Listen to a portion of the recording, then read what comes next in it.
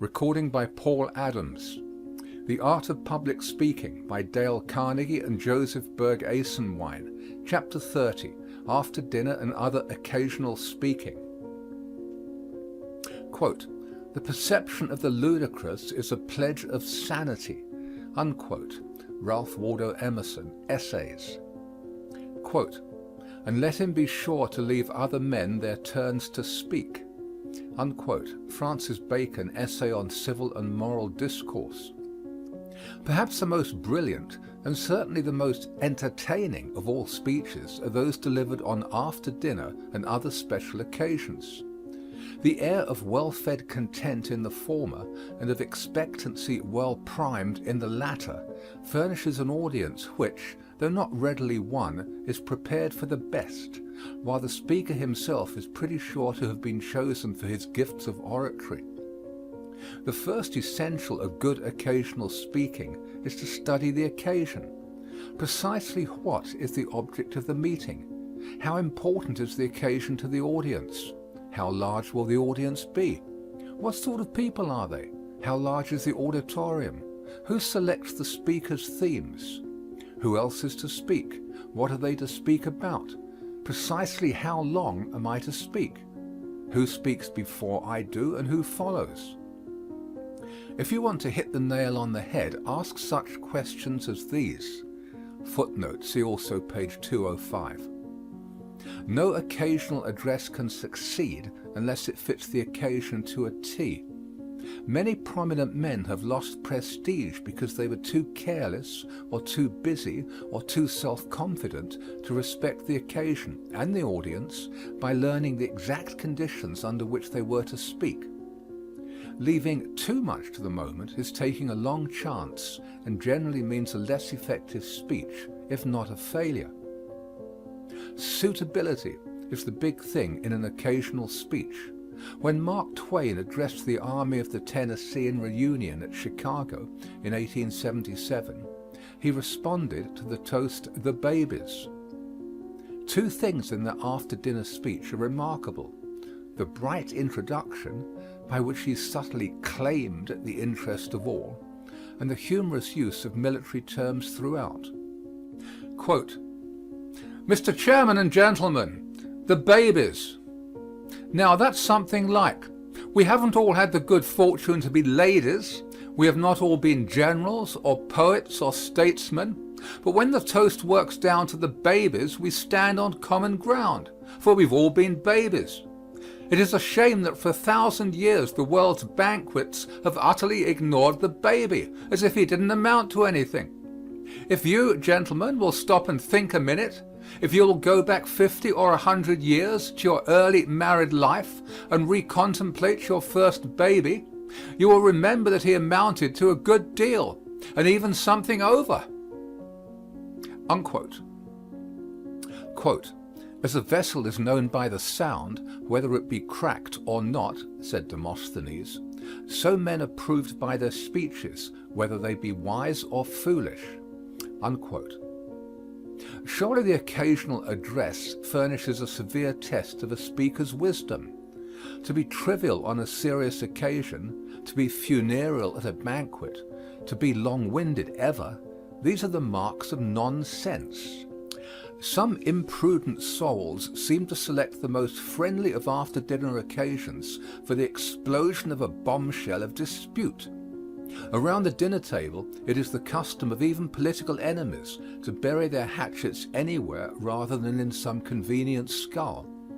It is the height of bad taste to raise questions that in hours consecrated to goodwill can only irritate.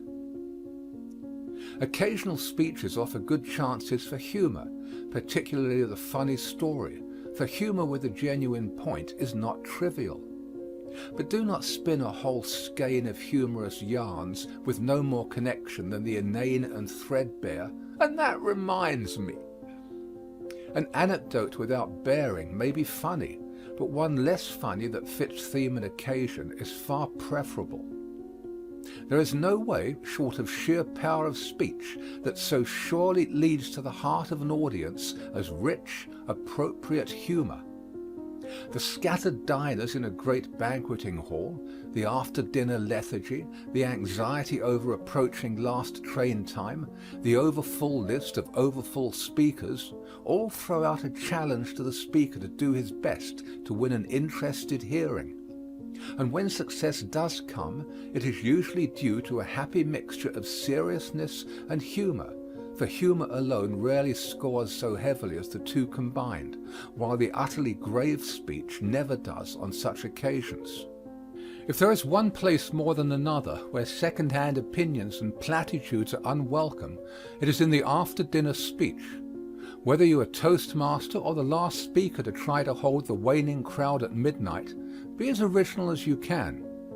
How is it possible to summarize the qualities that go to make up the good after-dinner speech when we remember the inimitable serious drollery of Mark Twain, the sweet southern eloquence of Henry W. Grady, the funereal gravity of the humorous Charles Battelle Loomis, the charm of Henry Van Dyke, the geniality of F. Hopkinson Smith, and the all-round delightfulness of Chauncey M. Depew? America is literally rich in such gladsome speakers who punctuate real sense with nonsense and so make both effective. Commemorative occasions, unveilings, commencements, dedications, eulogies, and all the train of special public gatherings offer rare opportunities for the display of tact and good sense in handling occasion, theme, and audience.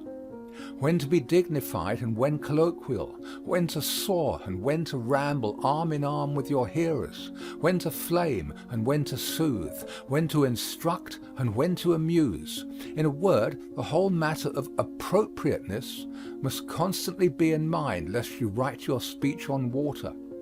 Finally, remember the beatitude, "Blessed is the man that maketh short speeches, for he shall be invited to speak again." Heading: Selections for Study. Title: Last Days of the Confederacy. Extract. Quote, "The Rapidan suggests another scene to which allusion has often been made since the war, but which, as illustrative also of the spirit of both armies, I may be permitted to recall in this connection. In the mellow twilight of an April day, the two armies were holding their dress parades on the opposite hills bordering the river. At the close of the parade, a magnificent brass band of the Union Army played with great spirit the patriotic airs, 'Hail Columbia' and 'Yankee Doodle.' Whereupon the Federal troops responded with a patriotic shout. The same band then played the soul-stirring strains of 'Dixie,' to which a mighty response came from 10,000 Southern troops. A few moments later, when the stars had come out as witnesses and when all nature was in harmony, there came from the same band the old melody, 'Home, Sweet Home.' As its familiar and pathetic notes rolled over the water and thrilled through the spirits of the soldiers, the hills reverberated with a thundering response from the united voices of both armies. What was there in this old music to so touch the chords of sympathy, so thrill the spirits and cause the frames of brave men to tremble with emotion? It was the thought of home. To thousands, doubtless, it was the thought of that eternal home to which the next battle might be the gateway. To thousands of others, it was the thought of their dear earthly homes, where loved ones at that twilight hour were bowing round the family altar and asking God's care over the absent soldier boy." Unquote. General J.B. Gordon, CSA. Title: Welcome to Kossuth. Extract.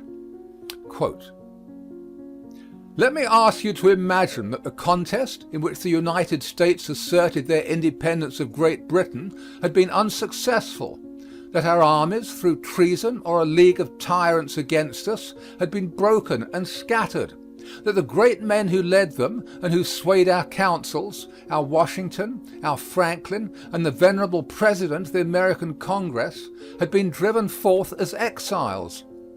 If there had existed at that day, in any part of the civilized world, a powerful republic with institutions resting on the same foundations of liberty which our own countrymen sought to establish, would there have been in that republic any hospitality too cordial, any sympathy too deep, any zeal for their glorious but unfortunate cause too fervent or too active to be shown toward these illustrious fugitives? Gentlemen, the case I have supposed is before you. The Washingtons, the Franklins, the Hancocks of Hungary, driven out by a far worse tyranny than was ever endured here, are wanderers in foreign lands. Some of them have sought a refuge in our country.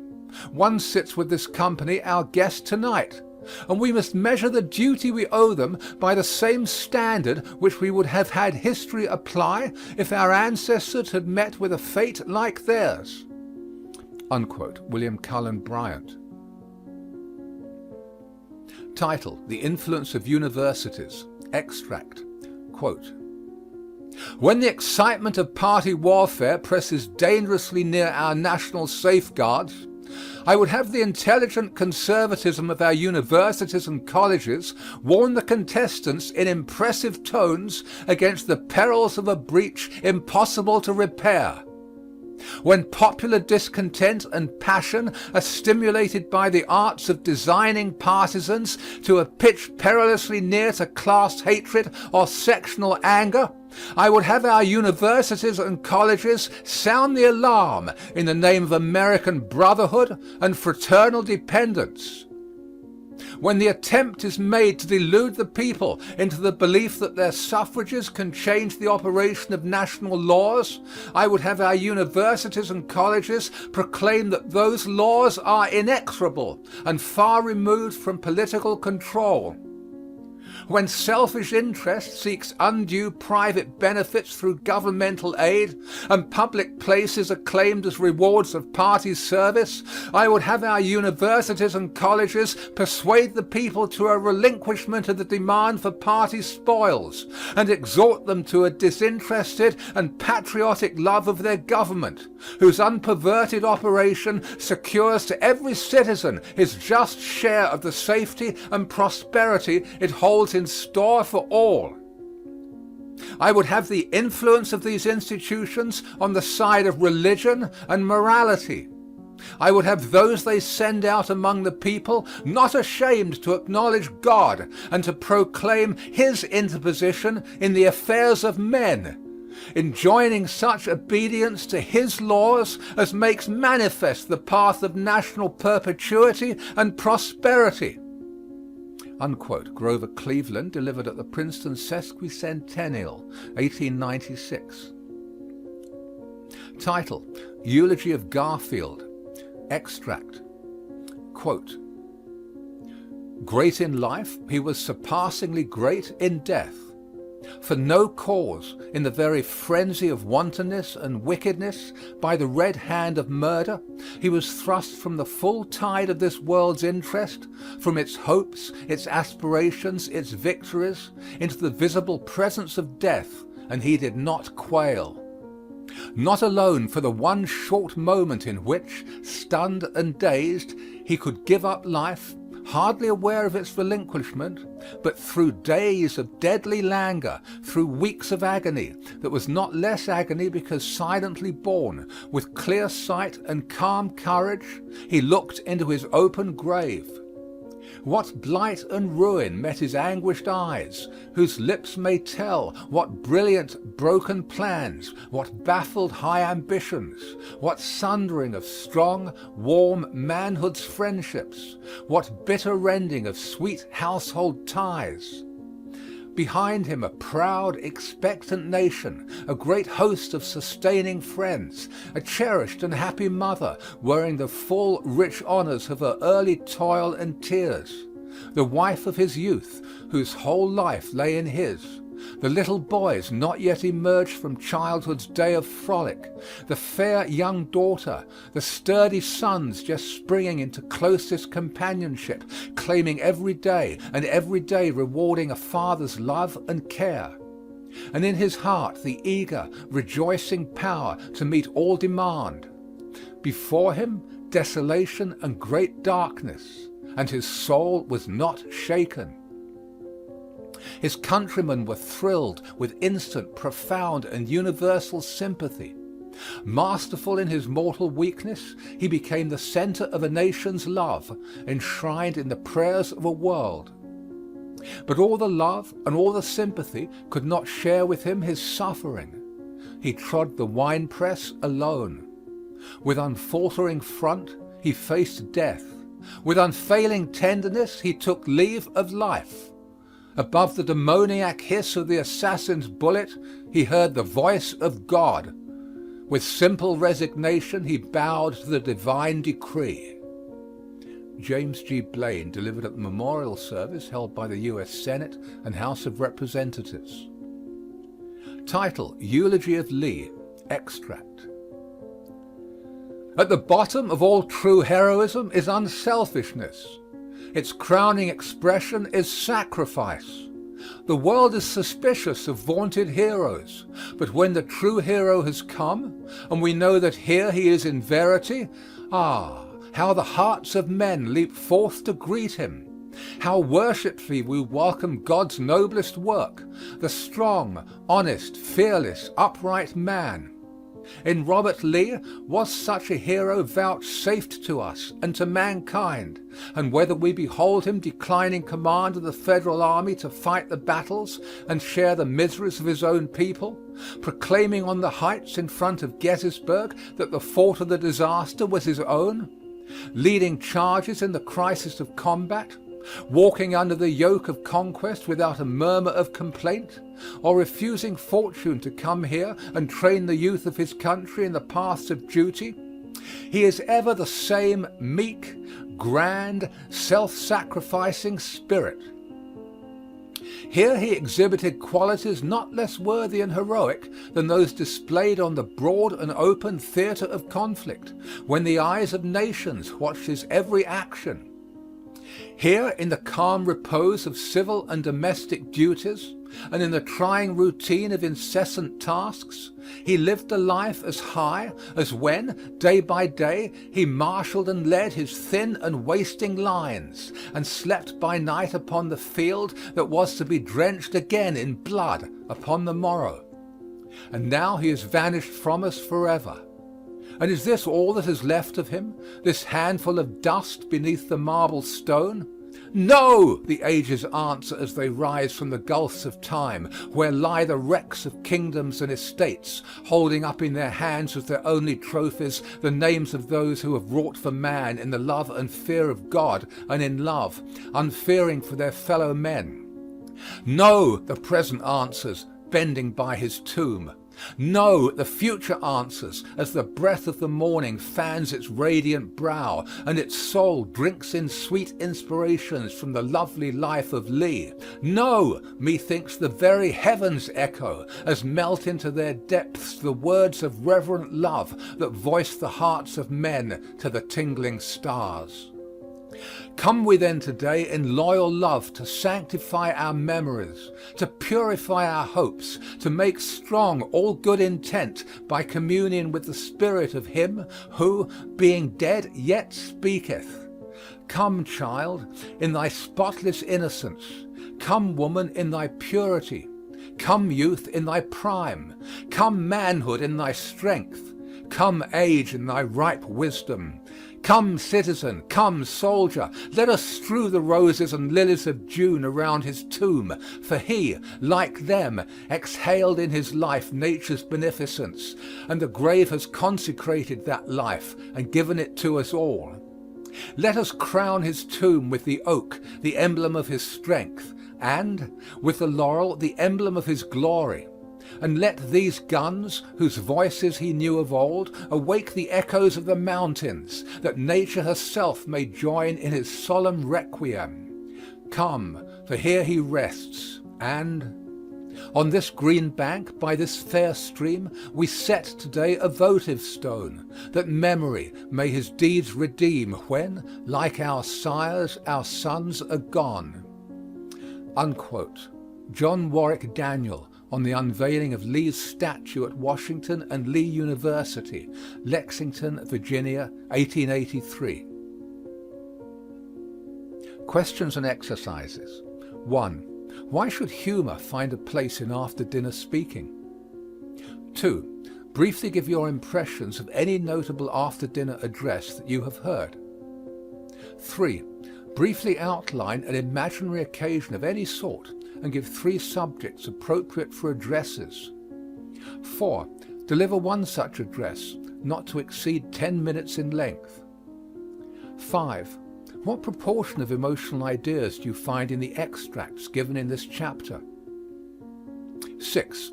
Humor was used in some of the foregoing addresses. In which others would it have been inappropriate? 7. Prepare and deliver an after-dinner speech suited to one of the following occasions, and be sure to use humor: a lodge banquet, a political party dinner, a church men's club dinner, a civic association banquet, a banquet in honor of a celebrity, a woman's club annual dinner, a businessmen's association dinner, a manufacturers club dinner, an alumni banquet, an old home week barbecue. End of section 30.